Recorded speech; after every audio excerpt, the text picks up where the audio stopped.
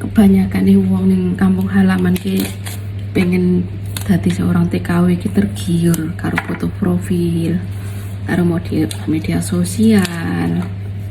Sing ngono-ngono kuwi sing gare tergiur. Tapi tem jungkir jempale ndas kesi kendas. Ora diketokne. Sing ketokne ki yo sing apik-apik, sing ngono-ngono kuwi. Arang lho sing ketokne sing original iki. Sing waya kerja bendino ki piye. Kuwi arang sing diketokne iki di balik layar. Oke di balik layar ngono iki. Kalau iso waya dolan, waya jalan-jalan, waya seneng-seneng menjobo. Kuwi sing diketokne biasane oke-oke ngono lho ya. Ora kok ngomong semua kabeh ki gak.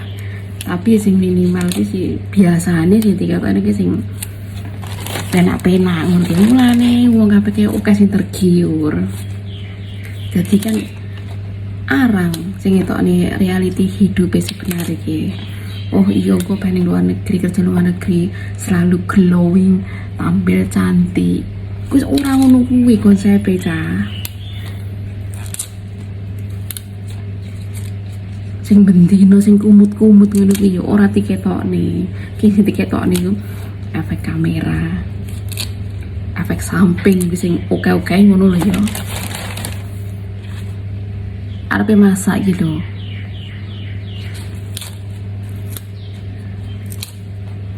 Jadi ojo mudah tergiur karo media sosial.